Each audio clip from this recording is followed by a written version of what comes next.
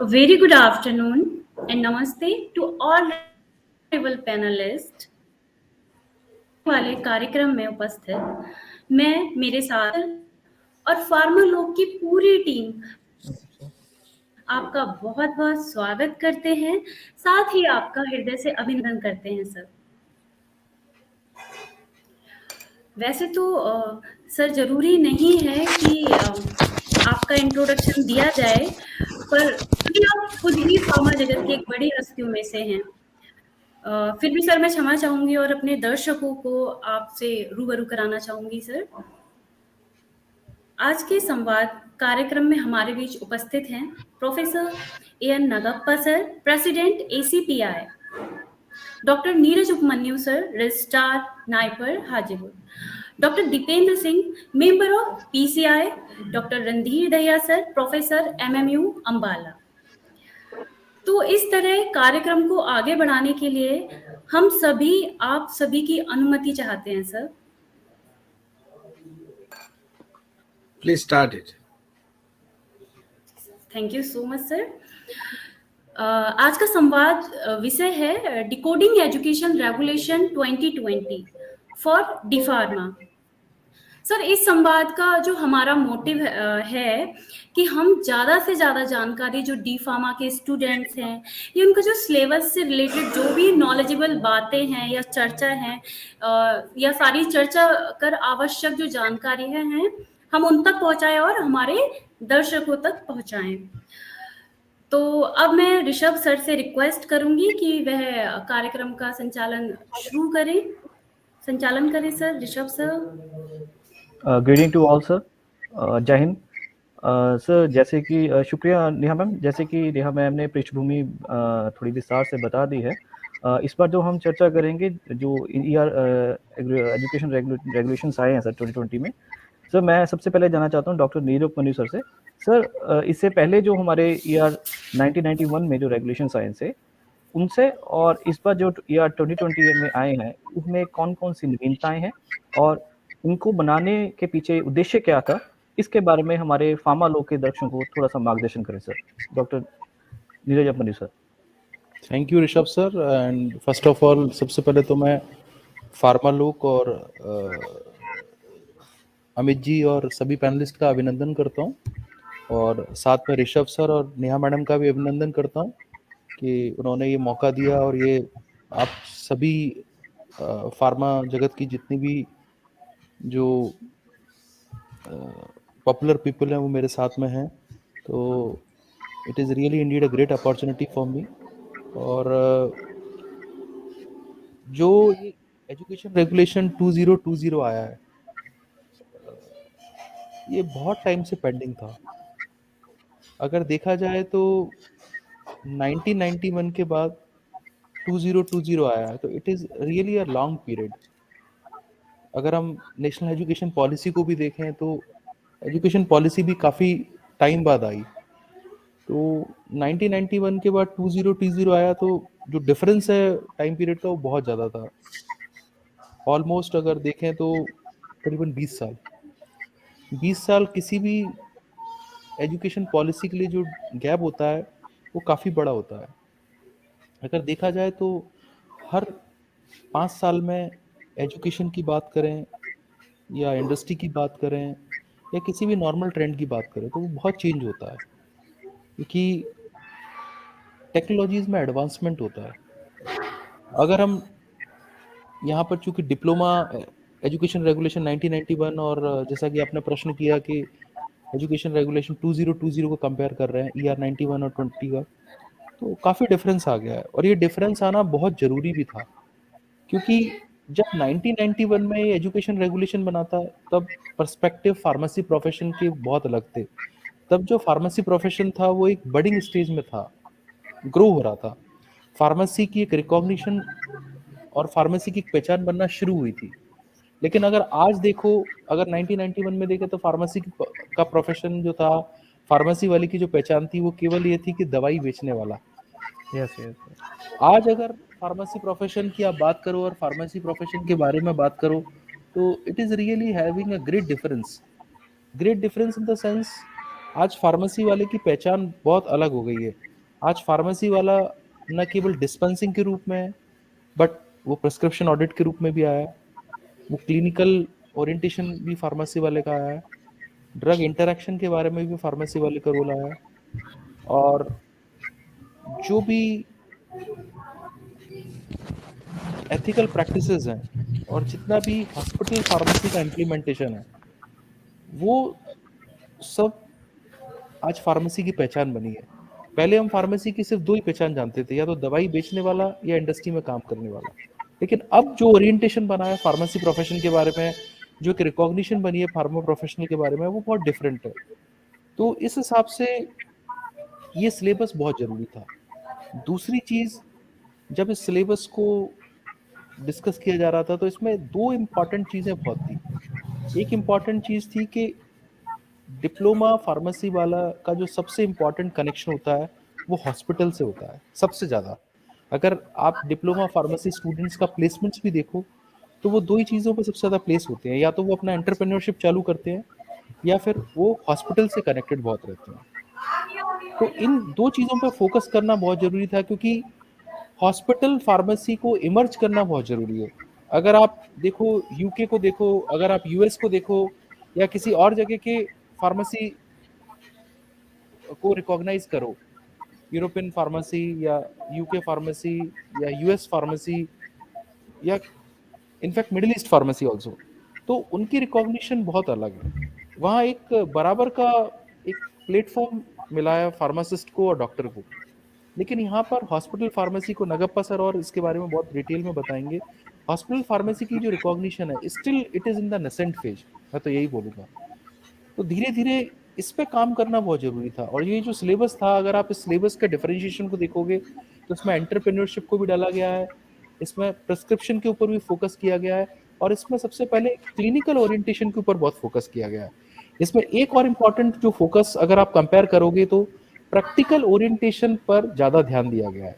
और एक और इम्पॉर्टेंट चीज़ जो पिछले डिकेड से निकल के आई है, अब हमको सिलेबस की कॉम्पिटेंसी को देखना बहुत जरूरी है। 1991 का कॉम्पिटेंसी लेवल को देखोगे और अगर आप 2020 के कॉम्पिटेंसी लेवल को देखोगे तो पहले शायद हम इस कॉम्पिटेंसी वर्ड को ही पूरी तरह से रिकॉग्नाइज नहीं करते थे, पूरी तरीके से उसकी इनसाइट में नहीं जाते थे।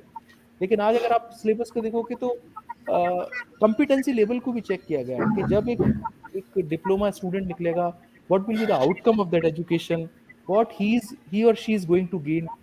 तो कॉम्पिटेंसी पे भी बहुत ध्यान दिया गया है। इसके अलावा जितनी भी चीज़ें टच हो सकती हैं, चाहे वो एथिकल प्रैक्टिस हो, चाहे वो कंटिन्यूएशन एजुकेशन प्रोग्राम हो, चाहे वो प्रिस्क्रिप्शन फोकस हो, चाहे वो डिस्पेंसिंग हो, तो इन सारी चीज़ों को अगर कंपेयर करें तो ये सिलेबस फार्माकोथेराप्यूटिक्स जैसे एक नया सब्जेक्ट, टोटली नया सब्जेक्ट आया जो पहले नहीं था। तो उस हिसाब से नीड ऑफ आवर के हिसाब से सोसाइटी को कैसे बेटर वे में कैटर कर सकते हैं, उसके हिसाब से ये सिलेबस आया है। Thank you sir. Thank you Neeraj sir. इसी के साथ सर मैं डॉक्टर दीपेंद्र सर से पूछना चाहूँगा सर। डॉक्टर नीरज सर ने एक सर बहुत अच्छी चीज़ बोली है कि एक कॉम्पिटेंसी लेवल और एक कंपटीशन, है ना, तो ये बहुत ज़रूरी भी थे डिप्लोमा लेवल पे भी। सर मेरा प्रश्न ये है कि ये जो कंपटीशन है बच्चों में, है ना, ये तो डिग्री लेवल पे भी होता है, मास्टर लेवल पे भी होता है, तो डिप्लोमा लेवल पे भी होता है, तो वहाँ पे भी बहुत अच्छे स्टूडेंट्स भी निकलते हैं डिप्लोमा लेवल पे भी। तो क्या उनके लिए कोई स्कॉलरशिप का प्रावधान हो सकता है? अगर यदि कोई हो सकता है कि अच्छे स्टूडेंट्स के लिए कोई स्कॉलरशिप का प्रावधान, तो उनके लिए कौन-कौन से वो मापदंड होंगे, तो उनको कैसे किया जा सकता है? थोड़ा-सा हमें मार्गदर्शन करें sir. Doctor Dipendra sir. Thank you, Rishabh. Indeed, I just thanks for inviting me in this discussion. And what briefly, or you can say exhaustive information Dr. Neeraj has given about this year 2020. And in that you are adding adding value to the DPharm courses. So always you cannot justify this pharmacy diploma and degree are interrelated courses, and we all know that after completing diploma you can directly take admission into the second year. So you cannot differentiate that diploma is something less than that, less, or some you are doing BPharm. Exactly sir. what exactly I feel, अगर मैं साधारण और हिंदी में बताऊं आपको, तो मुझे मेरा अपना जो विचार है कि अपने आप में दोनों यूनिक कोर्स हैं। आज जो स्किल डेवलपमेंट की बात कर रहे हैं, हम दो तरह से देख रहे हैं। एक तरफ डिस्कशन हो रहा है कि मिनिमम क्वालिफिकेशन बीकॉम होना चाहिए, दूसरी तरफ हम देख रहे हैं कि गवर्नमेंट का पूरा फोकस स्किल डेवलपमेंट के ऊपर है और लोगों को क्वालिफाई कराने में और लोगों को सक्षम बनाने में लगे हुए हैं हम। तो मुझे लगता है कहीं न कहीं जो मैं स्किल डेवलपमेंट और सक्षम होने की बात कह रहा हूँ, तो वो इससे रिलेटेड है और डिप्लोमा वहाँ पे जस्टिफ़ाई करता है। लेकिन जब हम ग्लोबल लेवल पे बात करते हैं, विश्व स्तरीय बात करते हैं, विश्व स्तर में और फार्मेसी के स्तर को बढ़ाने की बात करते हैं, तो हमें लगता है कि नहीं, पूरे दुनिया में अगर मिनिमम क्वालिफ़िकेशन बी.कॉम है, तो हमारे यहाँ भी बी.कॉम होना चाहिए। जो आपका प्रश्न है कि क्या इसमें इनको स्कॉलरशिप होना चाहिए, तो मैं आपको बताना चाह रहा हूँ कि जो जैसे हमारा स्टेट है और भी बहुत सारे स्टेट हैं, जो बच्चे क्वालिफ़ाई करके डिप्लोमा करते हैं या डी.फार्म में एडमिशन लेते हैं, उनको स्कॉलरशिप मिलता है, still they are getting the scholarship. और अगर आप फिर से अच्छे मार्क्स से और लेटरल एंट्री के थ्रू अगर आप जाते हैं बी.फार्म करने के लिए, फिर आप एलिजिबल रहते हैं, वहाँ पे जो भी स्कॉलरशिप्स अवेलेबल हैं, उनके उस स्कॉलरशिप के लिए आप एलिजिबल रहते हैं। So I don't know much about other states, but I am very sure about my state that people who are getting admission through the competitive examination in the diploma courses, they are getting the scholarship, and it is always there because I am teaching. Basically I'm a teacher, so day by day in the routine I used to interact with them. तो उनका जो competency level है वो कहीं से भी बी.फार्म के बच्चों से कम नहीं होता है।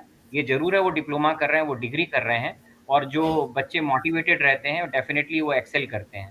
तो ये मुझे लगता है कि जो आप मुझसे प्रश्न पूछना चाह रहे थे कि क्या उनको Yes, मिलना sir. चाहिए, मिल सकता है, तो उनको मिल रहा है और मिलना भी चाहिए। इसी के साथ सर एक प्रश्न मैं एक ये भी पूछना चाहता हूँ कि क्या ओवरसीज में भी क्या सर ऐसे प्रावधान है कि डिप्लोमा लेवल्स जो कैंडिडेट होते हैं उनको भी स्कॉलरशिप मिल सके, अवेल हो सके उनको ओवरसीज में? ओवरसीज में डिप्लोमा मोस्ट ऑफ द जो कंट्रीज हैं वहाँ पे जो आप देखेंगे, वहाँ पे जो मिनिमम क्वालिफिकेशन है वो ग्रेजुएशन। डिप्लोमा जैसे जो कोर्सेज हैं वो ज़्यादा जगह पे मतलब अवेलेबल है नहीं, एग्जिस्ट नहीं करते हैं। तो I don't know either they are providing, because I am not sure about that कि either they are giving scholarship abroad. So as per if you on my IQ will say, so they will not provide. जी, right sir. इसी के साथ sir मैं धैया sir के पास आना चाहता हूँ सर। जैन सर, सर अभी जय हिंद। हमारे सर अभी हमारे ER 2020 में एक कम्युनिटी फार्मेसी एक सब्जेक्ट ऐड किया गया सर, एंड जो इसको ऐड करने के क्या उद्देश्य क्या था, एंड इसमें स्टूडेंट कैसे एक कम्युनिटी से जुड़ सकते हैं, क्योंकि सब्जेक्ट तो कम्युनिटी फार्मेसी है, तो वो एक्चुअल में कम्युनिटी से कैसे जुड़ सकते हैं, थोड़ा इसमें थोड़ा बताएं सर प्लीज। ओके ऋषभ, आपका जो क्वेश्चन है बहुत ही रेलेवेंट है और बहुत इंपॉर्टेंट भी है। एक्चुअली अभी तक जो हम फार्मासिस्ट के रोल की बात करते हैं, जैसे डॉक्टर नीरज ने भी बताया, डॉक्टर दीपेंद्र ने भी बताया कि that our role was little bit confined to the hospital, where कि जहां पर हम सिर्फ ड्रग के डिस्ट्रीब्यूशन की बात कर रहे थे, we were not serving the community. And if we see the syllabus of, और you can say the topics जो भी हमने कवर किए हैं community pharmacy and management में, these are the topics which are directly related with the society, means any person, जो भी student इसके केस में पढ़ रहा है, कम्युनिटी फार्मेसी के बारे में पढ़ेगा, उसे सब चीजों के बारे में पता होगा कि means what are the good dispensing practice and how to handle the prescription, because what we are observing these days कि दैट फार्मासिस्ट की जब उसको कोई प्रिस्क्रिप्शन दिया जाता है, they are simply taking the medicine out from their outlet and they are simply distributing it. But लेकिन community pharmacy में या कम्युनिटी सर्विसेज की अगर हम बात करें तो यहाँ पे एक रिस्पॉन्सिबिलिटी सबसे बड़ी ये आ जाती है कि आप प्रिस्क्रिप्शन को हैंडल कैसे करते हैं। और किसी भी पर्सन को, कोई भी फार्मासिस्ट है जो इस तरह की डीलिंग में है, if he knows the real value of community pharmacy, means what is the meaning of community pharmacy? Community pharmacy is a direct dealing with the society, means that is totally related with the service. यहाँ पे आप prescription handle करने का मतलब ये नहीं रखोगे कि आपने एक सिर्फ दवाई लिया है और पेशेंट को दिया है। यहाँ पे all the aspects of the medicine that will B, you can से, पेशेंट को बताया जाएगा, सब्जेक्ट को बताया जाएगा, उसके बारे में क्या क्या चीजें हैं, क्या लीगैलिटी है, क्या उसकी ड्रग है, क्या डोजेस है, on and everything like this. And most of the thing कि इसके केस में कम्युनिटी में जो हमारे पास एक मेजर फैक्टर रहता है that is the communication skills and other means dealing of the pharmacist with the society. अगर वहां पे कोई भी फार्मासिस्ट है and he is having good communication skills, the relevant communication skills, because nowadays की जो अगर हम जॉब की बात करें कि that most of the pharmacists they are confined to their states only, but वहां पर भी there are so many barriers among these means कि that अगर आप प्रिस्क्रिप्शन ले रहे हो और आप समझा नहीं पा रहे हो तो हम नहीं उस चीज को मान सकते कि the service is being served. Service Okay. will be served only after that when the you can say the rational means आपने कोई दवाई लिया है और वो सही मतलब के लिए पेशेंट तक पहुंच गया है, तब वो कम्युनिटी सर्विस है। और उसके कंपोनेंट बहुत सारे हो जाते हैं कि आप उसको डील कैसे करते हो, आप उसको समझाते कैसे हो, प्रिस्क्राइब कैसे करते हो, और उसमें आपका कम्युनिकेशन स्किल्स बहुत इंपॉर्टेंट फैक्टर है, आपका पेशेंट काउंसलिंग बहुत इंपॉर्टेंट फैक्टर है। Because most of the time की पेशेंट्स हैं, ठीक है, हमारे कंट्री में ये literacy level is very good but it is not up to that mark कि पेशेंट को सिंपल दवाई दिया और उसको सब चीजें पता चल गई। In that case we should provide all the information to the patient कि दवाई लेना कैसे है, उसके क्या क्या एस्पेक्ट्स हो सकते हैं, और पेशेंट की काउंसलिंग भी करना है। मीन्स कि अगर आप पेशेंट को थोड़ा डिजीज के बारे में बता सकते हैं, थोड़ा दवाई के बारे में बता सकते हैं, एंड कोर्स ऑफ थेरेपी, अगर आप कोर्स ऑफ थेरेपी के बारे में भी बता सकते हैं, ये एक इंपॉर्टेंट फैक्टर हो सकता है। Because course of therapy patient को बताना बहुत जरूरी है। मीन्स कि पेशेंट जो है जिसने भी मेडिसिन लेना शुरू किया, the ultimate thing is that कि पेशेंट को ये लगेगा कि आज मैंने दवाई शुरू किया कि मैं आज से ही मुझे रिलीफ मिलना शुरू हो जाएगा, कि I will get my treatment. But sometimes दवाई को थोड़ा अपना थेरापेटिक इफेक्ट बिल्डअप करने के लिए थोड़ा टाइम लगता है। There will be some delay in the effect and that will affect the mentality of the patients. और जो उसका कोर्स ऑफ थेरेपी है, that course of therapy will be affected. Means he will try to alter the medication pattern, कि suppose ये है कि हाँ मुझे एक टैबलेट ले रहा हूँ, मुझे प्रिस्क्राइब एक किया गया था लेकिन मुझे असर नहीं हो रहा है तो मैं अभी 2 ले लेता हूँ। या फिर अगर मुझे अभी suppose the therapy was prescribed for 5 days and patient is saying कि ठीक है मुझे तो 2 दिन में असर होना शुरू हो गया, मैं 2 दिन में ठीक हो गया, मैं अगला कोर्स कंटिन्यू नहीं करूंगा, तब भी that will not be the rational therapy also. Means community service में ये सबसे इंपॉर्टेंट रहेगा फार्मासिस्ट के लिए कि वो पेशेंट को सारी की सारी इंफॉर्मेशन डिलीवर कर सके। और अगर हम इस सिलेबस के कंपोनेंट्स की बात करें तो the all the components into this community service, these are very important and now this community service is the need of the generally I think sometimes we say that corona की वजह से हमें बहुत सारा लॉस हुआ, but there is you can say one ray of hope due to corona कि that the role of pharmacist has emerged from this. Earlier we were not getting that much, you can say, our due into the society. Now we are considered as the first line warrior also. Means even the PCI and the government has recommended that we can go with some treatment, we can prescribe for small disorders like this. But वो disorders के लिए अगर हम prescribe भी करते हैं, pharmacist भी prescribe करता है, the first thing is that कि उसको उसका रैशनल पता होना चाहिए। और कम्युनिटी सिलेबस में या कम्युनिटी सर्विस में these are the important component कि उसको पढ़ाया कैसे जाता है और उसको इम्प्लीमेंट कैसे किया जाता है। अभी तो community service I can say कि दैट अगर हम जैसे डॉक्टर दीपेंद्र ने भी बताया कि दैट जो वेस्टर्न वर्ल्ड है, जो डेवलप्ड कंट्री है, the pharmacists are playing a totally different role. They are into the front line, means that the job of the physician is just to diagnose. Rest of the course of the therapy is totally designed by the pharmacist. And the reason behind is that their curriculum is different. Now we are having that portion with of Western countries because community service is very important part of Western world. जितने developing countries हैं वहां पे community pharmacy एक बहुत important subject है। और अगर हम इस टॉपिक को लेके जा रहे हैं, इसको प्रॉपरली इम्प्लीमेंट कर सकते हैं, तो pharmacist will be the most important pillar into the health care sector. That's why personally if I have to say that I am very much impressed by two subjects which has been included in the syllabus. One is community pharmacy, another one is the social pharmacy. These are the two very important subjects because we were lacking these points.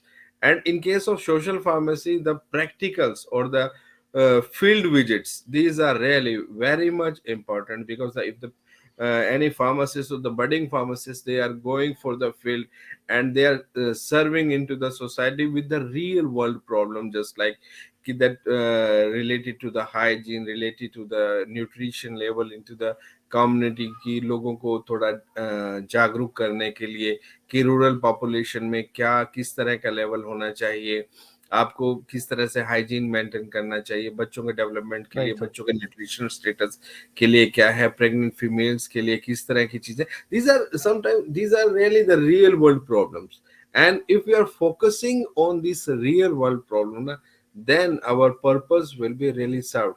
And considering these syllabus or these topics, these are those topics कि that जो एक pharmacist का role है वो society में अच्छी तरह से डिफाइन कर सकते हैं.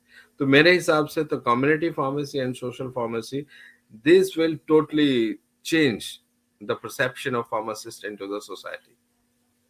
इसमें मैं एक चीज और ऐड करूंगा सर, ऋषभ सर आपकी परमिशन से. यस गो जैसा सर ने बोला, तो इसीलिए सर इस बार जो सिलेबस जो प्रिस्क्राइब किया गया है उसमें फॉर्मेट्स भी दिए गए हैं. हाँ जी, कमिट टू द फॉर्मेट. और दूसरी इंपॉर्टेंट चीज क्या है कि किसी भी प्रोग्राम या किसी भी सिलेबस की अगर डिजाइन की बात करें या किसी भी प्रोग्राम की बात करें या किसी भी स्ट्रीम की बात करें, उसका विजुअलाइजेशन तब तक नहीं होगा जब तक आप सोसाइटी तक नहीं पहुंचेंगे. और उसको कैटर करना बहुत जरूरी है. और जब हम लोग ये सिलेबस को प्रिपेयर कर रहे थे, डिस्कस कर रहे थे, जब इनपुट्स दे रहे थे, there were some very good members who were there for the last few years in this community pharmacy. तो उनका विजन रियली, हमारे प्रेसिडेंट सर का भी यही विजन था. तो that's why this syllabus I hope, और इसको फिर अपग्रेड करते रहेंगे as per the demand, because जैसा पेंडेमिक आया तो पेंडेमिक के बाद बहुत सारे इंसाइट्स बढ़े, तो फार्मेसी वालों की विजिबिलिटी बढ़ी, जैसा सर ने बोला. Right sir, right. Yes, definitely. Thank you. Indeed, sir. As Dr. R.S. Zahia sir said, it's a need of an hour. Sir, मैं अब जाना चाहता हूँ A.N. Nagappa sir से. Jain sir, am I audible sir? Yes sir. Yes sir. Sir, my question to you is, जैसे कि sir बच्चों की 2 साल का डिप्लोमा होने के बाद स्टूडेंट्स का, तो उनको ट्रेनिंग पीरियड पूरा करना होता है, ठीक सर. सो कई बच्चों की सर एक क्वेरी आई है, जिसकी जो क्वेरी मैं इस मंच के माध्यम से आपके सामने रखना चाहता हूँ कि यदि वो जो ट्रेनिंग पीरियड है 2 साल के अंतराल के भीतर ही अगर हम पूरा कर सके, तो क्या ऐसी क्या पॉसिबिलिटी हो सकती है? अगर ऐसी पॉसिबिलिटी नहीं बनती तो क्या जो 3 मंथ की जो ट्रेनिंग पीरियड होता है तो उसको एक्सटेंड करके 9 मंथ या 1 साल का कर सकते हैं, so that they can better serve to the community, है ना, इन अ बेटर वे. तो क्या ऐसी पॉसिबिलिटी हो सकती है? थोड़ा सा हमें सर इस चीज पे मार्गदर्शन करें sir please. The training is a very important aspect of the education. Work on hand experience, it should be given. Even in the PharmD program, where we start the hospital visits in the second year to the 5th year and to the 6th year. 6th year completely they will be in the hospitals. So this is the way. The both should go hand in hand. Theory पढ़ाई किया, उसके बाद में थोड़ा hospital का visit भी किया, तो उसमें क्या होता है, उसका विजन बढ़ जाता है. Students are exposed to this thing. So as you rightly suggested, this training of 3 months can be started during the course itself. Maybe in the second year we can start the thing. There are social pharmacy subjects there. There is a community pharmacy subjects there. So all these things can be integrated together. So बच्चा पढ़ रहा है, साथ में देख रहा है. So that is also an idea which you have noted. I agree with you. Next is in abroad. I had an opportunity to visit so many countries, and I have seen that the pharmacists there are having 2 type of people: pharmacy technicians or pharmacy aide, we call it. They also have an examination which may be considered as equivalent to our diploma in pharmacy. So diploma in pharmacy, the pharmacy technicians are not supposed to dispense. I mean, he is not in a regulatory authority to dispense medicines, but however he can help. And his syllabus is more about the technicalities of the handling of the drugs and all those things. A pharmacist also will be having all this knowledge, but they will have an quality. Like exit exams we have, they will have a continuously quality control of the knowledge of the pharmacist. Suppose the pharmacist is registered for a particular period and his registration expires, again he has to appear in this thing. So that keeps the pharmacist to work and learn continuously to meet the challenges, because the things are changing very rapidly. So vaccination is there now. Vaccination rights are being given to some of the pharmacists. So now we also should have that continuous education for the community pharmacists or the hospital pharmacists, because these are the front warriors of our profession. And how do they quality service they provide, that determines the professional image in the healthcare professionals. So it is very, very important. And your another question was, can we go with the within the time frame see of the 2 years my or maybe idea to was the 1 year? Huh? I said Yeah. my question was, can we hold up the training period between the 2 year, or we might lead to the 3 year up to, No, so that training the period should be candidate merged will have. with the should be merged. Within 2 years, he must get into the next program or next course of action. So Yes, exactly. 2 years, 3 months. It is a waste, because 3 months what he will do? That is also an issue, you know. After 2 years Okay. and another 3 months, he cannot get the degree.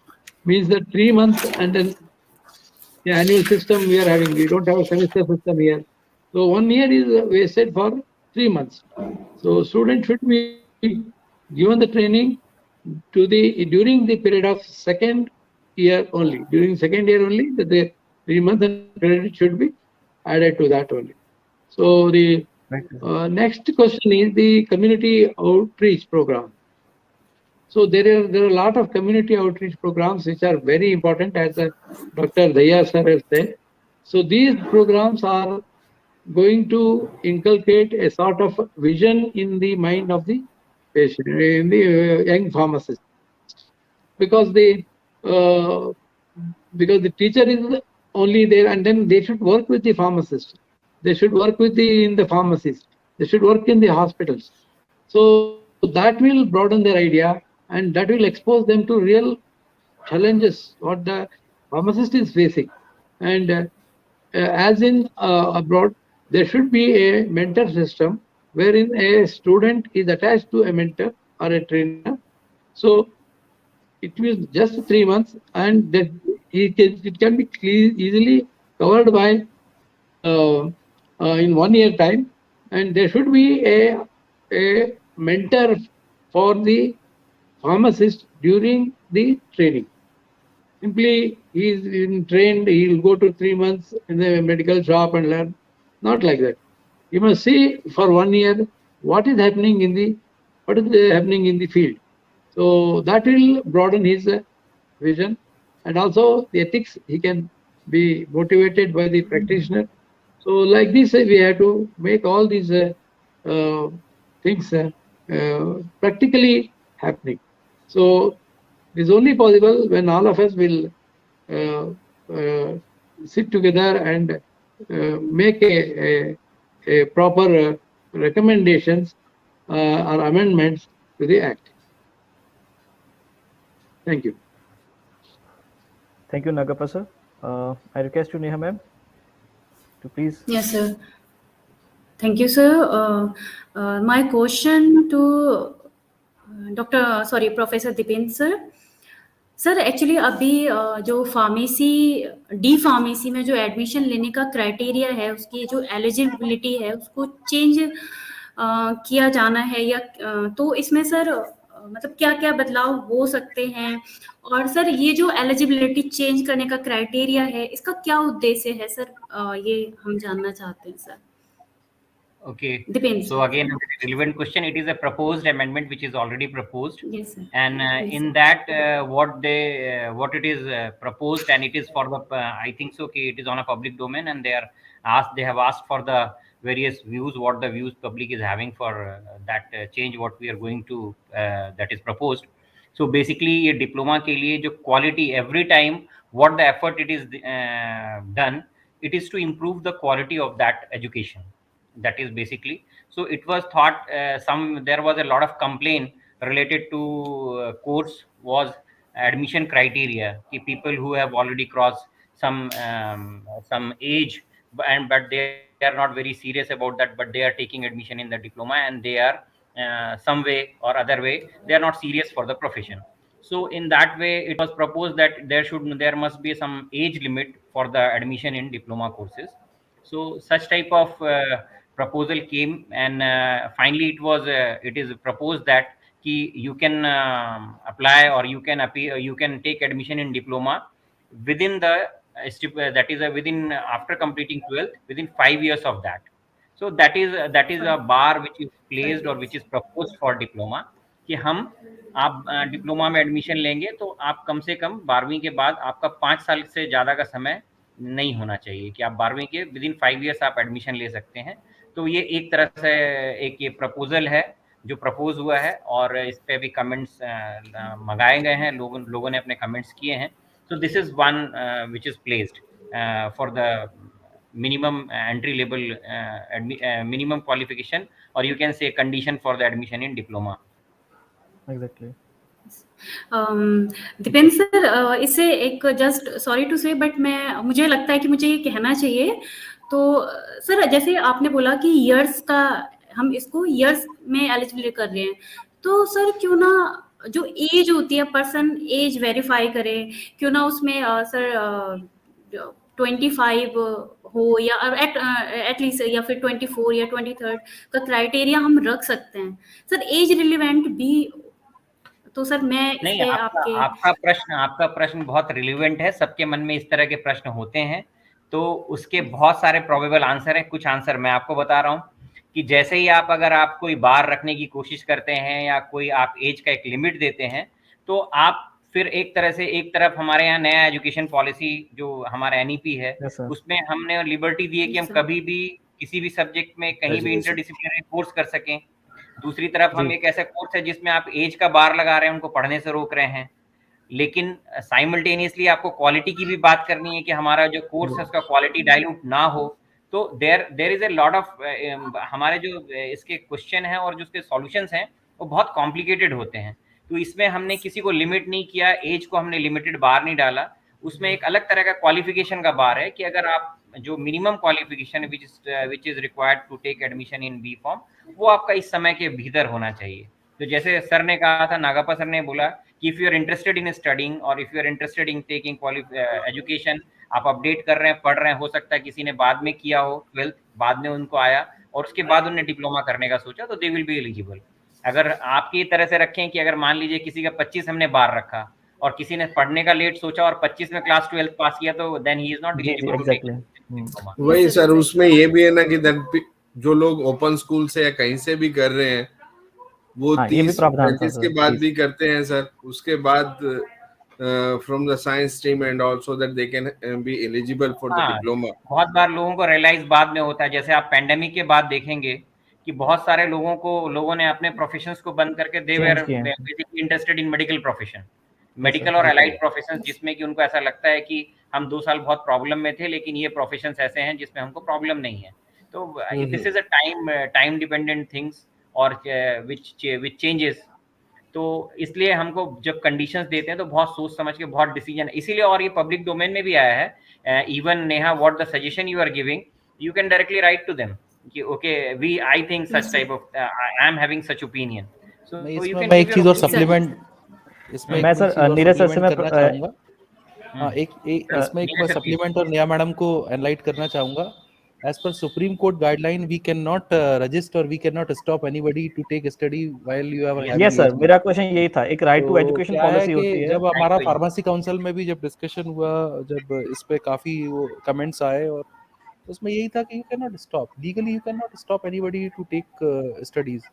Exactly. That was the point. तो उसका एक alternate यही था कि yes, this is one of the things which we can at least make them. Let's see what the comments come. क्योंकि sir एक right to education भी एक था कि हर बच्चे को अधिकार मिले पढ़ने का। तो जैसे दीपेंद्र सर और दहिया सर ने बोला कि उस हो सकता है कि पैंडेमिक के बाद उनका मन चेंज हो गया कि ये प्रोफेशन एक स्टेबल प्रोफेशन है, तो उसको हम मना मतलब कैसे कर सकेंगे, है ना? ये लोगों चीज का फोकस ही मैं पैंडेमिक में, लोगों का फोकस पैंडेमिक के बाद दो ही चीजों पे गया, या तो जी। ग्रोसरी शॉप खोल लो या मेडिकल शॉप खोल लो। ये तो लोगों का बिल्कुल सबसे ज्यादा सर। इंटरेस्ट जागा है। टू बी सर वेरी इसमें ऑनेस्ट। एक और चीज जो मैंने बोला कि आप एक नेशनल पर्सपेक्टिव देखेंगे कि जब हम बात कर रहे थे, जैसे नीरज सर ने स्टार्ट किया and he started with NEP. तो अगर आप एनईपी जो लोग समझ रहे हैं, new education policy, those who are understanding what the mandate they are giving और what the basic idea behind that you are giving liberty to a person to take any of the subject. हमारा जो barrier है, subjects के बीच का जो barrier है, उसको dissolve करने की बात कर रहे हैं। Okay, I am a student of science and I want to take a subject from arts, so now I will be eligible to take, right now I am not eligible to take it. तो जब हम एक ऐसा situation create कर रहे हैं जहां हम लोगों को लिबर्टी दे रहे हैं साइंस, आर्ट्स और संस्कृत एक साथ पढ़ने की, दूसरी तरफ आप अपने लोगों को अपना कोर्स करने से अगर कोई बैरियर लगा के रोकते हैं, तो दोनों जस्टिफाइड बात नहीं है। तो इसीलिए हमको कोई एक ऐसा व्यवस्था करना है कि जिसमें हमारी क्वालिटी मेंटेन रहे और simultaneously we are not infringing और we are not violating the any person's right. Right. अगर एक छोटा सा एग्जांपल यहाँ दूंगा, हालांकि वो इस टॉक से रिलेटेड तो नहीं है, लेकिन सबके ऊपर एक प्रश्न छोड़ता हूँ मैं सोचने के लिए। अगर आप चाइनीज मेडिसिन को बहुत क्लोजली देखो, तो चाइनीज मेडिसिन का जितना भी ओरिजिन है वो सब इंडियन आयुर्वेदा से आया हुआ है। केवल ट्रांसफॉर्मेशन का प्रॉब्लम है केवल। चाइनीज ने लोगों ने उसको ट्रांसफॉर्म कर लिया, हम अभी तक खोज ही रहे हैं अपने ट्रांसफॉर्मेशन को। वो अभी भी लैंग्वेज में भी कन्वर्ट कर, मैंड्रिन में ही फॉलो करवा देते हैं। बहुत सारी चीजें हैं, you will look into it very closely ना। Just तो just सब you are Ayurveda giving a बढ़िया बोलता है। just you have given a farmer look for a new topic for a debate. Exactly sir, ये सर इसी देखो फार्मा लोग मंच सर इसी कारण है, एक फार्मेसी प्रोफेशन को हम और स्तर पे लेके जाएं, और आप जैसे गुरुवर हमें मिल रहे हैं तो हमारे जो प्रयास है वो भी हाई लेवल पे चले जाते हैं। सर अगला प्रश्न मैं नागप्पा सर से पूछना चाहूंगा। सर अभी सर सेंट्रल गवर्नमेंट भी और एमसीआई भी, मेडिकल काउंसिल ऑफ इंडिया भी जेनरिक मेडिसिन को काफी बढ़ावा दे रहे हैं सर। तो बतौर फार्मासिस्ट हम इस कार्य में कैसे योगदान दे सकते हैं कि जेनरिक मेडिसिन को कैसे हम आगे बढ़ा सकते हैं, कम्युनिटी को आगे एजुकेट कर सकते हैं? थोड़ा से इस पे सर इनलाइट करें हमें please sir. Sir actually generic medicine का मार्केट है, बहुत बड़ा है, और there are some vested interest which are holding it not to go. Practically, if you see, it had come a long way by the encouragement of the central government only. This Pradhan Mantri Jan Aushadhi Yojana or Jan Aushadhi Yojana was first proposed by Lok Shakti leader. I forgot his name. He's from Bihar. Paswan sir, yes. Yes, Paswan sir had brought the act, and it remained in the darkness. And once our Prime Minister took it to his hand, now you can see a lot of Janaushadhi Kendras are opened in the market. But still, our people don't have faith on the Janaushadhi. They always think that there must be something wrong. How the government is giving at a cheap rate? It is not like that. It has a various dimensions.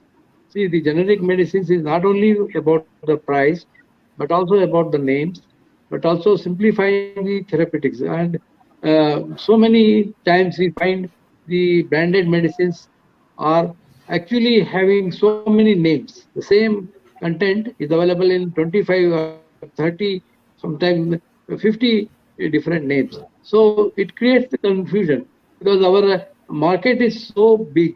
Our market is so big. at one region of the drug is available in Delhi, and the company is active in the Delhi, and it will promote and it will see that the brand is sold. And that's the generic medicine value is the same. The generic medicine works because I am also using generic medicines for my diabetes treatment. So I save a lot of money, and I get the correct medicine, and there is no confusion in the names. So it is for a common man, it will be very, very simple to follow a particular generic name. He can correlate his disease. Suppose if he goes to in the open market and asks the thing, so the pharmacist will ask, I don't have your brand, but I have the brand with a different name. Can you take it? So then the problem comes. The patient starts suspecting. So it creates a confusion in the patient's mind, and patient may not be happy with this kind of situation. So that is the one aspect of it. And the trading is a different thing, and the counseling is the another added thing. So unless we make the counseling, patient education to be paid, then only these generic medicine will pick up. So I know my friend in Perth, Dr. Sridhar Bird, who has his own medical shop, and he says that the people there come there, and then after taking the medicine, they will wait for the pharmacist to give him counseling. Here, what I see is soon he is getting the medicine in his hand, he want to vanish. But he will not go anywhere. He will be standing there only. I have seen many patients doesn't like to stand for a while, wait for a while, because they don't find any valuable opportunity to learn something about the medicine. So this image has to go. Our pharmacists should take the lead and explain the people that there is some information to be given. So in the Australia or in the Canada or in the USA, the government pays money for the pharmacist to provide counseling. This is a very important factor. Maybe little money, and the pharmacist start giving the counseling, and in our country it should come as a free of cost. So the pharmacist earns by the margin of trade. So he is more interested in maximizing the sales rather than giving the information to the public. So this is a very big obstacle what we face as far as generic medicines is concerned. Otherwise, generic medicines are fine, and generic medicine outlets are running very interesting. And recently, there is also a lot of emphasis on this thing. And also the doctors, when they were asked to write in generic, they refused because they get their extra money which they are receiving from the branded medicine promoters. So this is the very thing. They actually see our ethics have gone to low level that doctors are running medical shops. See, that is a very worst thing. After the Supreme Court order still they are not writing the prescription in capital letters. Yes, sir. Yes, sir. Because there is no agency to look after it. There is no inspector to look after it. So our pharmacy practice guidelines. It was enacted in 2015. Nothing has been changed. So this is the way our regulators they have to take care. One example I want to give you here. That's why it is very important that moral values and ethics must be started from class 1 to class 12. Every class there should be 2 to 3 topics. That should be inculcated. Right, हमारे हिंदी में बोलते कूट के भर दो उनके अंदर. कूट के भरना. वही एक चारा है, इसके अलावा कोई चारा नहीं है. One more finally I would like to say that about the generic medicines, the misconception that they are of poor quality, the people are spreading. Vested interest people are telling. And when I talk to to my own colleagues, sir, आप generic medicine कैसे किस भरोसे से लेते हैं? I said it is IP branded. It has the stamp of the IP. Then only I will use. So all the ingredients used are made up of IP. There cannot be any quality difference between the generic and the branded medicines. So with this, there are so many things. It is a Pandora box. If you open it, it can go on. The generic medicines are the only answer, and we should go ahead with the generic medicines. Thank you, Nagappa sir. Taking words precisely from your statement, sir, कि patient जो है वो afraid करता है कि when pharmacist जब उसको generic medicine के बारे में बताता है, वो सोचता है कि शायद उसकी वैल्यू कम है या फिर कुछ ना कुछ वो सेटिस्फाइड नहीं होता। सर, एक प्रश्न ये मेरा पर्सनल था कि अभी मैं वैसे दीपेंद्र सर से जानना चाहूँगा, पर ये व्यूज़ मैं सभी के लूँगा सर। एक आजकल सर हमारा भारत जो है वो डिजिटल भारत कहला रहा है ना? हमारा भारत आर्टिफिशियल इंटेलिजेंस की तरफ भाग रहा है। सर, क्या आर्टिफिशियल इंटेलिजेंस इसको हम फार्मेसी प्रोफेशन में नहीं डाल सकते? बिकॉज एक मेरे मन में ये भी आया था कि ओवरसीज कई कंट्रीज में भी ऐसा प्रोस्पेक्ट है सर कि पेशेंट को प्रिविलेज होती है अपने फार्मासिस्ट के बारे में जानने की। उनका डाटा पूरा का पूरा डाटा ऐप में स्टोर होता है, उनको मालूम होता है कि मेरा जो फार्मासिस्ट है जिससे मैं दवाई ले रहा हूँ वो जेन्युइन है, उसकी जो एलिजिबिलिटी है वो जेन्युइन है, तो उससे एक विश्वास पैदा होता है। तो इसमें दीपेंद्र सर थोड़ा सा मेरे को आप गाइड करें कि क्या आर्टिफिशियल इंटेलिजेंस का योगदान हो सकता है इस फार्मेसी प्रोफेशन में? ये व्यूज मैं दीपेंद्र सर के बाद सभी से लूंगा। Please sir, starting from sir Dipendra sir. So, Rishabh, what I'll say कि this is AI in pharmacy is not a new thing. Since 19, you can say by 70s, since 70s in pharmacy, we are using AI. And what you were saying ki how to utilize this AI in for the registration or creating any database for pharmacists from where people can have their know about their information. तो मैं इसलिए मुझे थोड़ा मैं मुस्कुरा रहा था कि आपने अभी नागप्पा सर की बात सुनी होगी कि जो लोग हमसे दवाई लेते हैं वो 2 सेकंड भी रुकना आपके पास नहीं चाहते हैं, वो आप सीधे चले जाते हैं। They are much not interested कि आप उनको आपको ना आपसे उनको जानना है ना आपसे उनको पूछना है। उनकी जो दवाई आप दी आपने उनके हाथ में पकड़ाई और चले गए। और ऐसा क्यों है? ऐसा इसलिए है कि कहीं ना कहीं हम लोग रिस्पॉन्सिबल हैं इसके लिए कि हमने पहले जो अपने रोल है हमने ऐसे क्रिएट नहीं करे। वो आपको ऐसा समझते नहीं है कि आपसे जो आप उनको सजेशन दे रहे हैं, आप जो उनको एडवाइस दे रहे हैं वो उनके लिए अच्छा है। वो आप क्वेश्चन क्या पूछते हैं आपसे कि जो डॉक्टर ने दवाई लिखी थी वही दवाई आपने दी, the same medicine you have given what the doctor have prescribe और you have given something new. So if you are going to say कि no doctor has prescribed you this and this is the much better I am giving you, you will not take. Recently one example I am telling you because I am associated with some hospital and yesterday I was there in a medical store. So they were giving a telmisartan. This is a tablet which he was giving. So he was trying to convince him कि I am giving you this telmisartan. This is a branded company's generic product. And if you'll take it will be of less amount. It is of less amount. तो आपको ये ज्यादा affordable है, जो आपका लिखा हुआ ब्रांडेड से उससे ज्यादा अफोर्डेबल है। वो बहुत देर तक सोचता रहा। लास्ट में उसने उससे क्या कहा कि ठीक है जो बाकी दवाइयाँ दे दीजिए आप मत दीजिएगा telmisartan। तो वो बोला क्यों? तो उसने बोला कि मुझे नहीं चाहिए क्योंकि मेरे पिताजी इसको लेते हैं बहुत साल से, वो तो टेल्मा ही खा रहे हैं, उनको टेल्मा ही चाहिए, मुझे टेल्मा ही चाहिए। आप मुझे ये दवाई मुझसे आपसे नहीं चाहिए, मैं बाहर से लूंगा दूसरी जगह से टेल्मा, क्योंकि आपके पास टेल्मा नहीं है इसलिए आप मुझे ये जेनरिक मेडिसिन दे रहे हैं। That is the situation we are having, and this is I am telling you practical. I was standing there and he was arguing like that.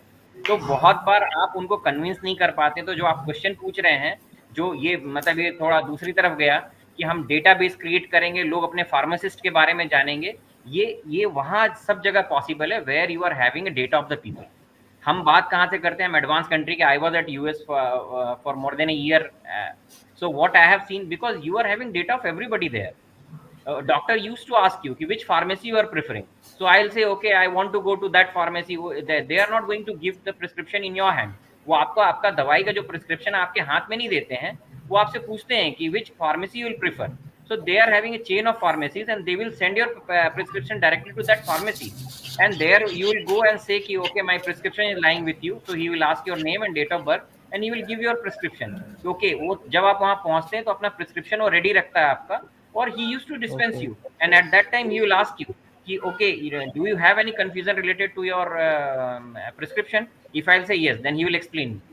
But he used to ask. But if you will not say okay, I am fine with my prescription, I know about my drug, he will say okay, fine, thank you. So this is the situation where you are having data of the people, you are having a system. हमारे यहाँ लोग कितने हैं हम इसके बारे में sure नहीं है. तो ये सजेशन बहुत अच्छा है कि हम फार्मासिस्ट का डेटाबेस क्रिएट करें. We are having a system, we are having a registration system.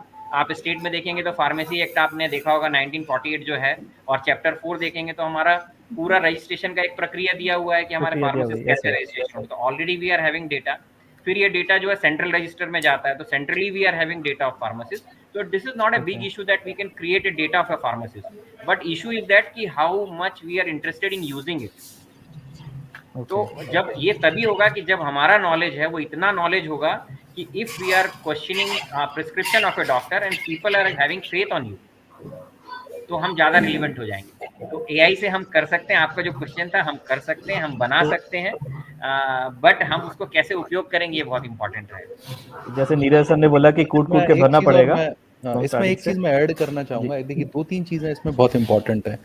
पहला तो है जैसे दीपेंद्र सर ने बोला, तो सबसे इम्पोर्टेंट चीज है माइंडसेट, है ना. माइंडसेट लोगों की चेंज करना बहुत जरूरी है. साक्षरता और माइंडसेट जब तक ये नहीं आएगी तब तक एआई और डिजिटलाइजेशन तो बहुत दूर की बात है. आप थोड़ा सा अभी इंडिया को जब ज्योग्राफिकली और देखोगे क्लोजली ना, तो ये चीजें बिल्कुल रियलाइज होंगी. दूसरी इंपॉर्टेंट चीज ये है कि देखिए डिजिटलाइजेशन की तरफ और एआई की तरफ भी हम बढ़ रहे हैं. जैसे अगर आप देखो तो जितने भी स्टेट फार्मेसी काउंसिल्स हैं, 95% अभी तक सारी स्टेट फार्मेसी काउंसिल डिजिटलाइज हो चुकी है ना. और इसका ये नेक्स्ट स्टेप यही होने वाला है. Definitely it's a very good question and it is in the thought process, because जैसे ही ये सारा डिजिटलाइजेशन प्रोसेस कंप्लीट होगा तो आप एक फार्मेसी काउंसिल ऑफ इंडिया की वेबसाइट पे पीआरटीएस का कॉलम देखते होंगे. So this is the next step where these all state councils will be associated and linked with the state pharmacy council and pharmacy council of India. तो जो central register का जैसा sir बता रहे थे कि जो प्रोविजन है और जिस तरीके से उसको मैनुअली किया जा रहा था, yes, everything will be digitalized and slowly this process will come that the person can know this is the medical store, who is the pharmacist at that medical store. एक बड़ा अच्छा वाक्य जैसे दीपेंद्र सर ने बताया वैसे ही मैं एक वाक्य बताऊंगा, क्योंकि माइंडसेट का प्रॉब्लम है. मैं एक मेडिसिन ले रहा था, शॉप पे खड़ा हुआ था, एक भाई साहब आए, पढ़े लिखे थे, इंजीनियर थे, सॉफ्टवेयर इंजीनियर थे वो. उनको सिटिंग के कारण मसल पेन हो रहा था. उन्होंने ये नहीं पूछा वहाँ पे कि फार्मासिस्ट कौन है या दवाई की दुकान, मतलब लड़के खड़े हैं दवाई की दुकान, जो दवाई की दुकान में से दवाई उठा के देता है लड़का, उससे बोला भाई भैया बहुत दर्द है दवाई दे दो. उसने उठा के उस पैरासीटामोल उठा के उनको दे दी. मैंने उनसे पूछा भाई साहब पैरासीटामोल के बारे में जानते हो? बोले हाँ बुखार की दवाई है. तो मैंने आप तो बता रहे थे दर्द है. तो कहते हैं दे दिया लड़के ने, तो ले लिया. मैंने भाई साहब क्या करते हो? बोले सॉफ्टवेयर इंजीनियर हूँ. मैंने कहा बहुत अच्छी बात है.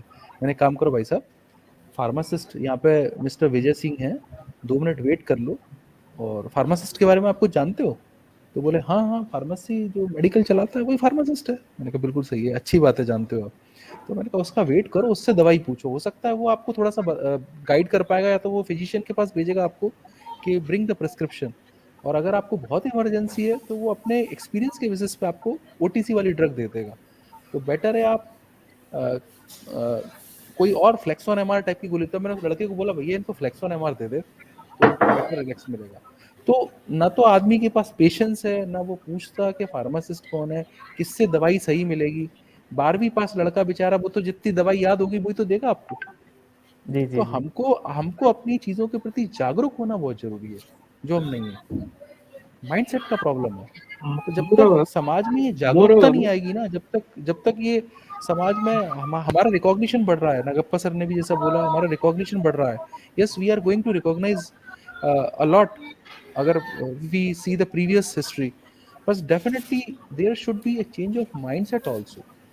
Until unless education, अगर कुछ भारत के कुछ क्षेत्रों में देखोगे तो वहाँ एजुकेशन ही नहीं है, माइंडसेट तो बहुत दूर की बात है.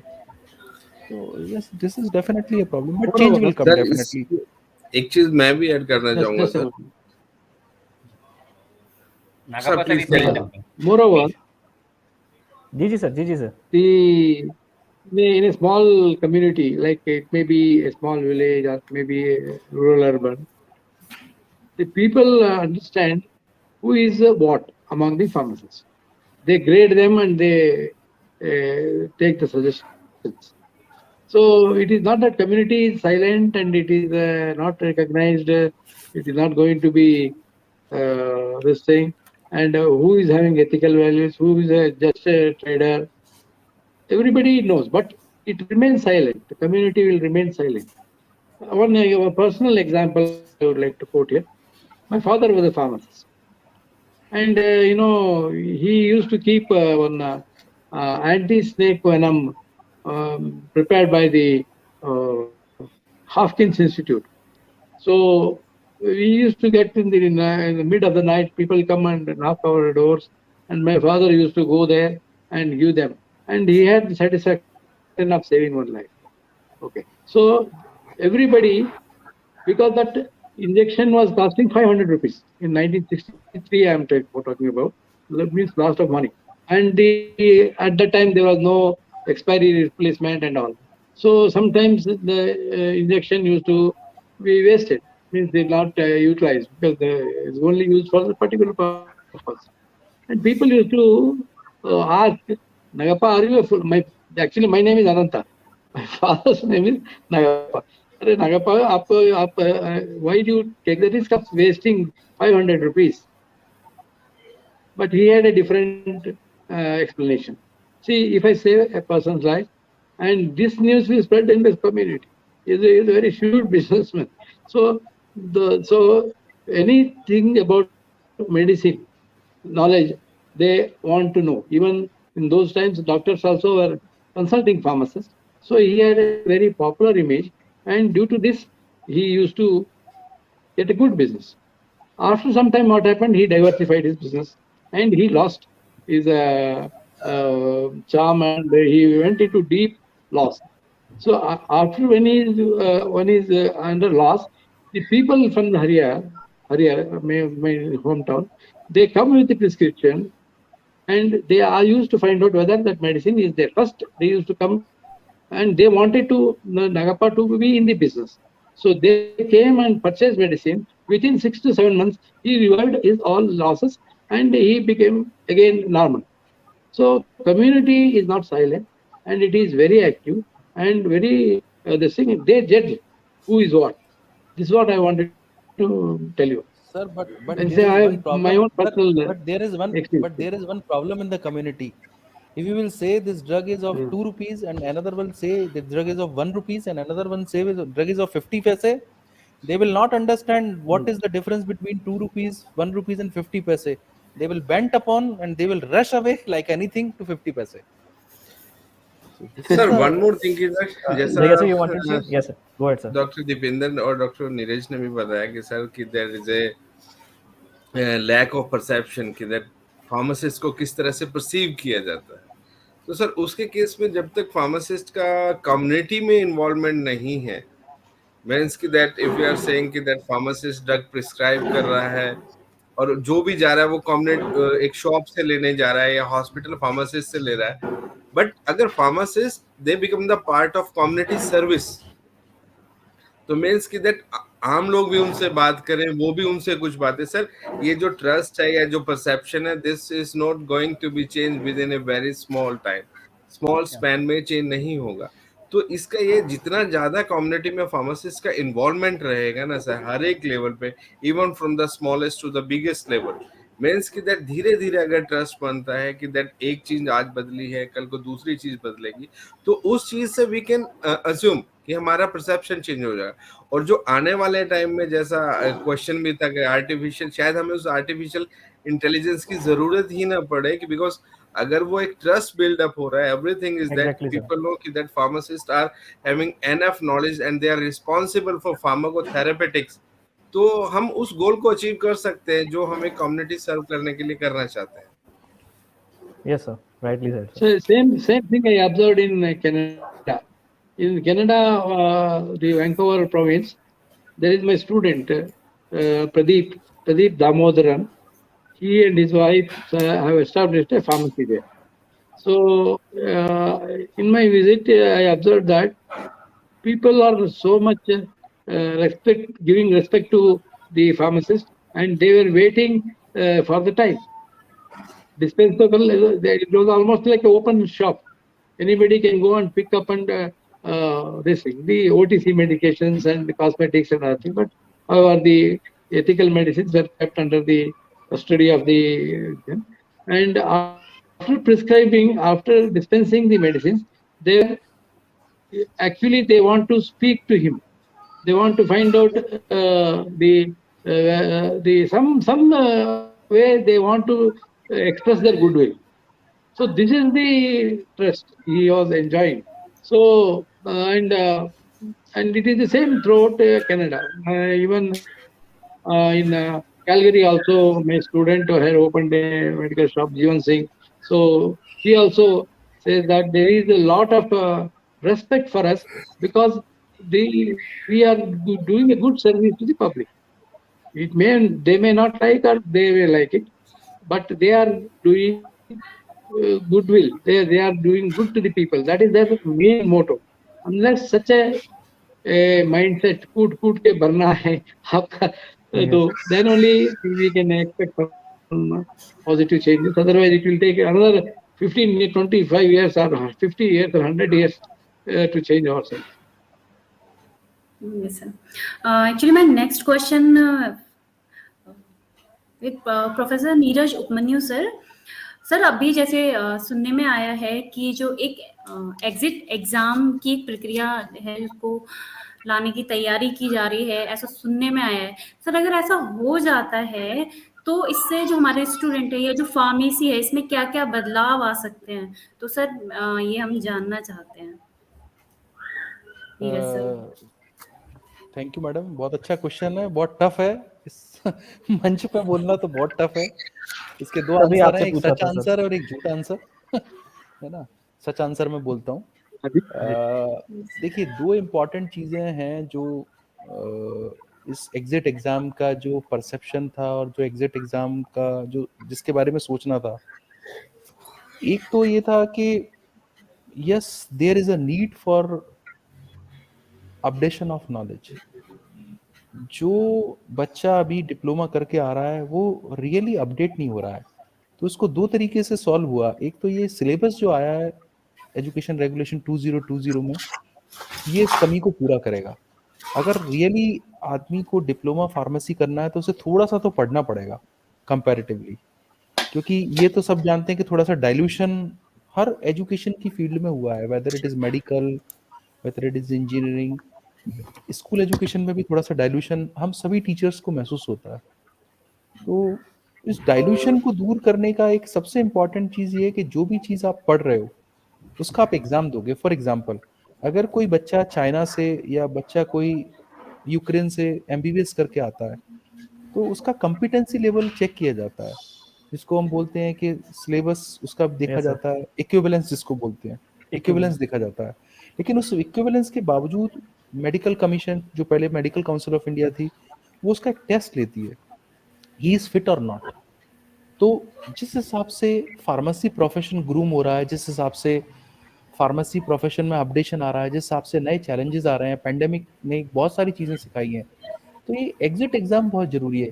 क्योंकि जो दवाएं बना रहा है वो कॉम्पिटेंट है, लेकिन जिस दवा को समाज को, सोसाइटी को कैटर करना है, डिलीवर करना है, वो कितना कॉम्पिटेंट है। तो एक एग्जिट एग्जाम के थ्रू ये कॉम्पिटेंसी लेवल जानना बहुत जरूरी है। आपने एक 2 साल पढ़ के एक डिग्री ले ली, लेकिन उस डिग्री के हिसाब से आपकी कॉम्पिटेंसी क्या है, आपने कितना एक्चुअली उसमें से ग्रैस्प किया, और वो जो ग्रैस्प किया है वो सोसाइटी को सही ढंग से कैटर करना है कि नहीं, सही ढंग से आप पढ़े हो कि नहीं। इसको मैं इनडायरेक्ट वे में बता रहा हूँ, डायरेक्ट में इस मंच पे बोल नहीं सकता, तो ये इनडायरेक्ट वे में ये इम्पोर्टेंट चीज़ यही है। दूसरा, एक हम लोग बहुत ईमानदारी से सुनते हैं नॉन अटेंडिंग स्टूडेंट्स, है ना। तो ये एक बहुत बड़ा चैलेंज है इस प्रोफेशन के लिए। बोलने में हेजिटेशन नहीं होना चाहिए, बट ये बहुत बड़ा चैलेंज है। इस चैलेंज को हम एक्सपेक्ट करते हैं कि टीचर से या प्रिंसिपल दूर करेगा, बट उसका रास्ता निकल नहीं पा रहा था। तो ये एग्जिट एग्जाम शायद एक तरीका है इस नॉन अटेंडिंग को थोड़ा सा डिमिनिश करने के लिए। तो डेफिनेटली ये नॉन अटेंडिंग, अगर ये चैलेंज डिप्लोमा आए, डिप्लोमा से डिग्री में आए और बाकी चीज़ों में आए, पोस्ट ग्रेजुएशन में भी हम बहुत सारे नॉन अटेंडिंग देख रहे हैं, बिल्कुल सर। चैलेंज को कॉप अप करना है तो बहुत ईमानदारी से हमको इसको एक्सेप्ट करना पड़ेगा और एक्सेप्टेंस के हिसाब से इसके रास्ते निकालने पड़ेंगे। तो ये एक बहुत बड़ा रास्ता है एग्जिट एग्जाम के थ्रू। एटलीस्ट आप अपडेट भी हो, आप ढंग से पढ़ो और नॉन अटेंडिंग की जगह थोड़ा अटेंडिंग करके उसको एक्चुअल में समझो कि वो सिलेबस क्या है, वो ये डिप्लोमा फार्मेसी है वो आपको कैसा फार्मासिस्ट बनाना चाहता है। आप कम्युनिटी फार्मेसी में जाना चाहते हो तो कम्युनिटी फार्मेसी की रिक्वायरमेंट क्या है इसके लिए। सर मैं सर, भी एक चीज और जानना चाहूंगा सर। जी सर, भैया सर, गो अहेड ये सर। जो सर एग्जिट एग्जाम रहेगा कि that will be from the central agency और that will be conducted by the respective boards? That will be set from central agency, इसलिए to be decided. Yes Okay. ये it is still. और जो मैं इसमें फिर से ऐड कर रहा हूँ नीरज सर की बात पे, all the effort is to assure the quality of your education. Yeah, that is very much important, sir, nowadays. Non-attending or like that, that is not only the challenge we are having. What the Nagappa sir was saying, if you want to improve your perception, if you want to improve or you want to gain respect in the society, first thing is you should be knowledgeable about or you should know about your subject. What you have, which course you have taken, what was the course, and what it is taught to you. It is up to you are knowing or not. And there are a lot of ways, not one. Non-attending is one issue, but if you want to assure the quality of education, how to do it? Definitely. So this is one of the way what people are trying to implement. So okay, this is one barrier. Okay, for sake of your registration, you will study, because what the people are doing, just they are doing this course to get the registration of a pharmacist. Okay, so that is the way ki, okay, you if you're doing a course, you should know about your subject. You should be a very professional and you should ethical too. क्योंकि Sir, किसी भी in, चीज का validation बहुत जरूरी है। Sir, in developed countries, license is given for only 2 years, Yes. and they have to appear again and prove that they know about their thought process is the medicines are getting changed. New concepts, new formulations are coming into the market. And they want that a pharmacist should be competent. It is government's idea. It is a government idea. Government should think over it and make it compulsory that those who have a proved competent need not be competent throughout his life. So he should be, or he or she should appear in the exam, and they should, that's called a licentiate exam, so that they have to make a thing. That's why the pharmacist there reads very well and keeps updated his knowledge, because he is not sure that his license is going to continue. And once he gets the license, he gets the whole world to his side. He gets all the benefits. So here also the people should, exit exam is the first step towards that, and gradually we must update. We must move in the direction further, so that we will also have a licensed examinations, and that too for a limited period, periodically, and then we can ensure the quality of the services by the pharmacist. Automatically the respect will come. Knowledge is there, the respect will come. Sir, actually society never accept the sudden changes. Changes is a slow process. If you suddenly impose each and everything, it will not be acceptable. That's correct, sir. With the present government, it is not a slow process. So many examples we have. Overnight, so many things have changed. So let us hope the government also listens to our professional problems and takes a step towards improving the thing. If you leave it to the society to change itself, it will never change, and it will change in the wrong direction. So we are observing in so many fields of our this thing. So that the government should be very strict and say that you have to appear in examinations. That should start from the medicine. Even the doctors also don't study after their PG. So we are seeing consequences of the not updating the knowledge of the practicing doctor, similarly practicing nurse, similarly practicing this thing. So we must all emphasize that, because the health is such a thing that it affects immediately, and everyone in a different manner. When you go there, you are as a patient or this thing you have to receive. If the doctor is not good, you have to suffer. Why should he suffer? So नहीं, हमारे like that, the Sundarkand में government is very serious. हमारे सुंदरकांड में एक बड़ी अच्छी line लिखी गई है, भय बिन होए ना प्रीति. If you don't have fear, you will not love. बिल्कुल सर, Okay, next बिल्कुल सही question, कहा madam. सर आपने. सर मैं इन थैंक यू सर. संवाद का ऋषभ सर सर, आखिरी मैं प्रश्न मैं जी जी सर. मैं आखिरी प्रश्न इस संवाद का मैं दहिया सर से पूछना चाहता हूँ सर. तो ये जो प्रीवियस क्वेश्चन था थोड़ा उसके संदर्भ में भी है सर, एग्जिट एग्जाम के थोड़ा रेफरेंस रखता है सर. ये सेंट्रलाइज प्रोसेस ऑफ जो रजिस्ट्रेशन होता है फार्मासिस्ट का, जो एग्जिट एग्जाम आपने डिप्लोमा के बाद रखा है, क्या ऐसा प्रावधान हो सकता है कि रजिस्ट्रेशन प्रोसेस में ही एक एग्जाम ले लिया जाए? अगर ऐसी प्रावधान हो सकता है, उसके कौन कौन से मापदंड होंगे? क्योंकि नागप्पा सर ने भी जैसे बोला कि ओवरसीज में भी जो लाइसेंस दिया जाता है वो 2 साल या साल के लिए टेन्योर के लिए दिया जाता है, उसके बाद आपको अपग्रेड होना पड़ता है. तो बजाय कि आप एग्जिट एग्जाम सिर्फ डिप्लोमा के लिए, तो एक रजिस्ट्रेशन प्रोसेस के लिए भी हम एग्जाम का रख सकते हैं. तो अगर ऐसा पॉसिबल है तो उसके लिए कौन कौन से सर मापदंड होंगे? देखिए सर प्लीज सर. मेरे हिसाब से अगर कोई एग्जिट एग्जाम पास कर लेता है तो वो that itself it's a marker of quality. Means कि if we are concerned about the quality of education, तो मीन्स एनी पर्सन या कोई भी स्टूडेंट जो एक फार्मासिस्ट की एलिजिबिलिटी एग्जिट एग्जाम को पास कर सकता है, तो means he is having that much sufficient knowledge, तो वो रजिस्ट्रेशन के लिए तो अपने आप एलिजिबल हो जाएगा. उसमें कोई इतना मुझे नहीं लगता there will be any difference कि that first we are conducting the exit exam and then we are going for any other examination for registration. That will be something different. हाँ, लेकिन जैसे नागप्पा सर ने कहा है कि दैट वो जो रूटीन प्रोसेस है, एक बार ऐसा नहीं है कि आपने एक बार रजिस्ट्रेशन दे दिया and you don't need another one registration. एक कॉन्टिन्यूस प्रोसेस हो कि दैट विद इन 3 years और 5 years के बाद you can again appear for the exam. क्योंकि हम लोग जैसा सीईपी वगैरह करते हैं, that is just you just try to have 2 certificate आप लेते हैं एंड देन अगेन 5 साल के बाद आप रजिस्ट्रेशन की प्रोसेस के लिए, this is considered the eligibility criteria कि आपने 2 सीईपी अटेंड कर लिया और आप दोबारा रिन्यूअल करा सकते हैं.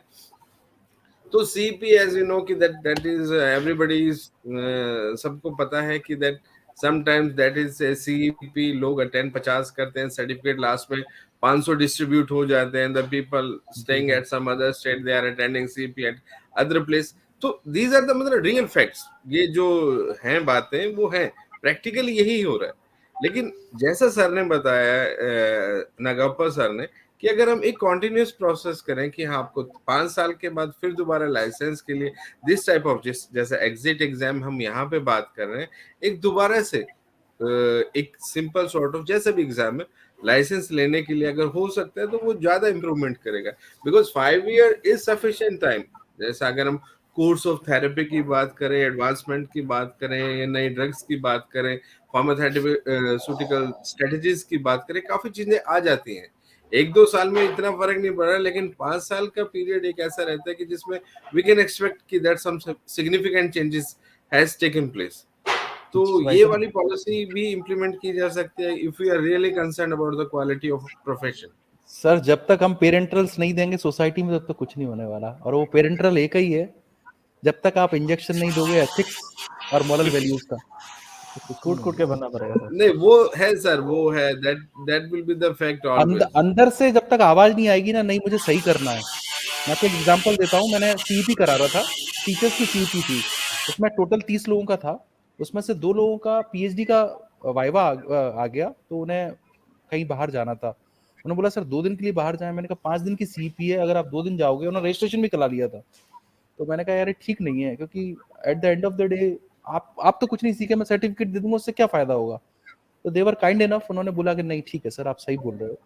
तो अंदर से आपको महसूस करना पड़ेगी वो चीज, है ना. और वो सर करना कई प्लेटफॉर्म पे बड़ा मुश्किल हो जाता है. नागप्पा सर आपका म्यूट है, आप कुछ कहना चाहते हैं sir? One example keep it up in my mind is the case study of the Maharashtra Pharmacy Council. So what happened in Maharashtra, like every part of India, the pharmacy was in the unorganized, haphazard manner it was running. एक IPS officer ने आया, Mahesh जगाड़े, still sometime we hear him about pharmacy, which all changed. He picked up the Pharmacy Act and उसमें एक ही sentence देगा उन्हें, the pharmacy cannot run without pharmacist. Then he said that no pharmacy will operate in Maharashtra unless there is a registered pharmacist in the government. So इससे क्या हुआ? The pharmacist value increased overnight, and the pharmacist salary of diploma 25,000 was increased to 25,000. It has happened practically, and he was a very strict officer. तो उसका कहना था कि अगर pharmacy run करना है, आपके पास फार्मासिस्ट होना चाहिए. तो फार्मासिस्ट होना चाहिए. The less number of pharmacists were there.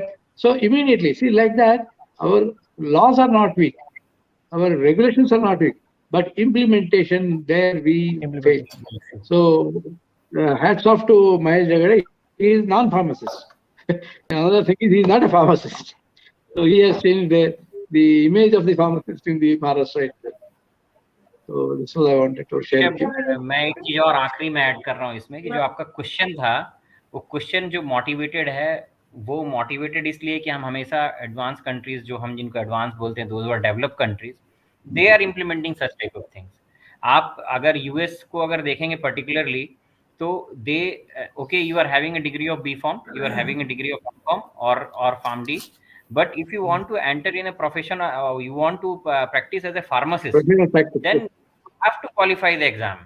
Maybe you are having a degree, authentic degree, you can work in industry, you can work for research, you can work in another field, but if you want to practice pharmacy, then you have to give the examination, and their exam is very tough. Even they are having a written exam, they are having a oral exam, they are having a listening exam, because in that country things run on telephone, because he is going to talk to you, and if you will not and also asking, they have to solve the cases. Asking also is there in Canada. You will get the prescription, you will get the issues, and you have to give the solution for that. So such type of exam they are taking, and then the pharmacist goes for a practice. So you will expect always a quality from that. So I'm not expecting such type of things right now in our country, because we are running short of the pharmacies also, we are running short of the pharmacist also. But hopefully if we will have such target, then we will definitely we will excel in that, and we will have respect. Thank you. वही बोला ना sir, it will take time. Change slow process है ना. Change अगर आप suddenly करोगे ना, सब टूट जाएगा.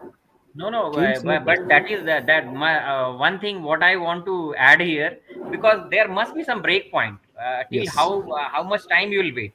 So what right now what the situation is, okay, day by day the quality is going down, so we cannot afford every time, because we will see in time of pandemic, you are aware what is the situation of education. Yes. So right now there is a right time that we should take decisions. Road map तैयार करना पड़ेगा sir. Road map There should be a level of tolerance. Sir road map तैयार हो गया, but इसके case में एक चीज इंपॉर्टेंट भी रह गई. It is about the implementation. Implementation. Correct. We are having flaws.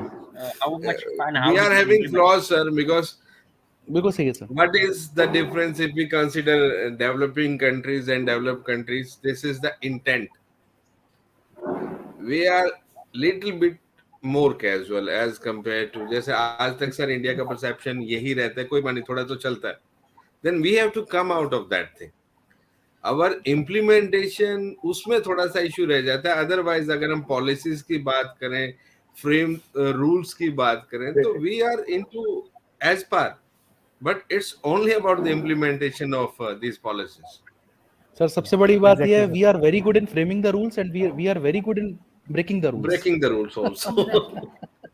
To be very honest. I'm much weaker in implementation, sir.